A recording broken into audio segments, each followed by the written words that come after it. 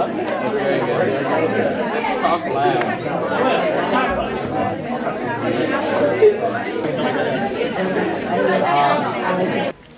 An introduction to Freud. Sigmund Freud has become an icon, a household name, perhaps the most famous psychiatrist of all time. He completely changed the way in which we think about ourselves. Originally, Freud was a neurologist. However, for financial reasons, he became a physician who specialized in treating patients with neurological problems.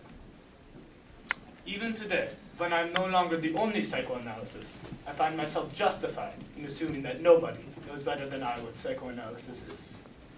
In 1885, he traveled to a mental hospital in France, the Salpêtrière, to study with esteemed neurologist Dr. Jean-Martin Charcot, who treated hysterics, patients with neurological problems with no apparent physical cause. Charcot believed that hysteria was caused by buried memories, and he was one of the first to discover that both women and men could have hysteria, discrediting the theory that it was caused by a dysfunctional uterus. He primarily used hypnosis to treat his patients. A conversation with Dr. Charcot. Sigmund, I have also found electrotherapy to be useless. It is because this disease originates not within the body, but within the mind. That is why it cannot be treated with anything but hypnosis. Your conclusion seems to be correct, for we have never been able to find any physical causes for these symptoms. My colleague, Joseph Breuer, has found hypnosis to be successful as well. Freud's inspiration, the Pappenheim residence. Bertha Pappenheim's appointment with Dr. Joseph Breuer.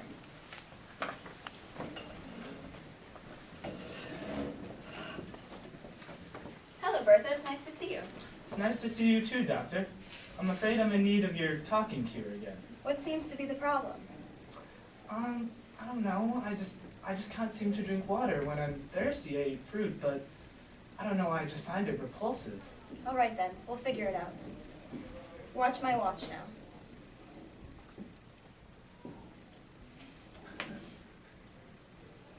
Why is it that you cannot bring yourself to drink a glass of water? I remember the other day I walked into the quarters of my governess when I saw her horrible little dog drinking out of her water glass. I can't believe she let that horrible creature drink out of a glass. It was sickening. But I couldn't let the woman know this, so I simply said hello and ignored the dog. I'm awfully thirsty. Would you mind terribly fetching me a glass of water? No problem. Here you go. Thank you.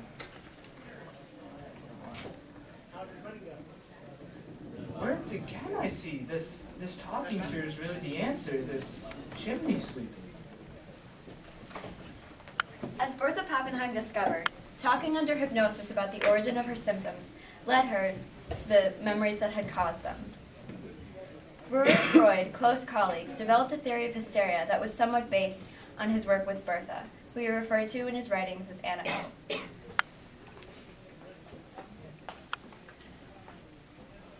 How will it be possible to create a two-dimensional picture of our theories that is so solid in form? No theory of hysteria other than Dr. Charcot's has yet been published, as far as we are aware. The most important elements that must be included are our theories, specifically that each symptom is a result of an experience in the memory of an individual. Secondly, that consciousness is actually divided into both primary consciousness and secondary consciousness, or the unconscious, each of which is not related to the other. It is also important to note that the symptoms are the results of trauma, which we arrive at by hypnosis. But the nature of hypnosis and the hypnoid state is that they cannot fully associate these ideas with normal consciousness. They are inaccessible. Therefore, hypnosis can never fully cure a hysterical patient. Although Breuer had both worked with Freud on theories of the neuroses and inspired him, he did not continue his work with hysterical patients. He was in no position to become a specialist. Eventually, Freud and Breuer's disagreements on the origins of hysteria discontinued their friendship. The expression of unconscious thoughts. Freud worked with various patients. He found that hypnosis was not as effective an approach as he wished it to be. Instead, he let his patients speak freely and without judgment. If we succeed in bringing such memories into normal consciousness, they cease to be capable of producing attacks. If a hysterical patient intentionally seeks to forget an experience, these physical activities enter the unconscious. Thus, it is repression that is the primary cause of hysteria. It is when the feelings or impression upon a person fail to be adequately expressed because the person cannot deal with the pain of it, or because a society forbids the expression of it. Freud took on various cases of hysterics. He spoke at length with patients who detailed every aspect of their lives, including dreams, for he called dreams The royal road to the unconscious. From these cases and his own self-analysis, Freud developed many unique and sometimes controversial theories of the human psyche. The language of our time. Many of Freud's theories have become part of the vocabulary of our culture, words and ideas that we take for granted. If they had TV advertising back in the 19th century, Freud might have run an ad like this. Do you suffer from symptoms you cannot explain? Are you suffering from rashes, headaches, phobias, hallucinations, or any other symptom that has an unknown cause? You may be experiencing a neuroses such as hysteria. But don't worry, nobody is going to lock you up in an insane asylum, burn you as a witch, or simply tell you to go take a rest. No, you won't even have to endure hydrotherapy, electrotherapy, or physical therapy. Simply walk straight on down to my couch and let your thoughts pour out. Unrestricted, unjudged, uncensored thoughts. I will help you freely associate how your thoughts connect, and together we will bring your unconscious thoughts to the surface of your mind. You may be suffering from repression of trauma, sexual or physical abuse as a child, lack of parental love, the Oedipus complex, or Freudian slips. Warning, side effects may include regression, transference, hysterical pregnancy, and secondhand smoke. Freud's reception in America.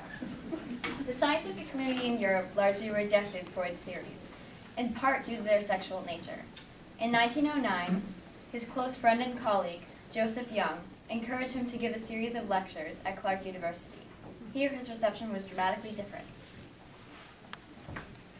Sigmund, you've been invited by the president of Clark University, Granville Stanley Hall, to give a series of lectures. Yes, I'm aware. I simply do not have time. I must dedicate my precious hours to the study of psychology. But Sigmund, this could be a momentous opportunity for you to spread your brilliant theories to a larger audience.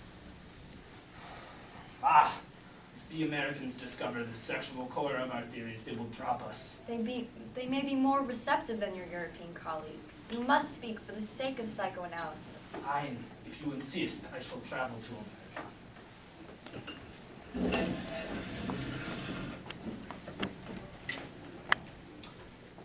Well, psychoanalysis originated as the name of a particular therapeutic method. It is evolved into the name of a science, the science of unconscious mental processes. While this science is seldom able to deal with a problem by itself, it seems destined to provide complementary help to a vast number of fields. Its sphere of application stretches as far as psychology, to which it forms a great complement.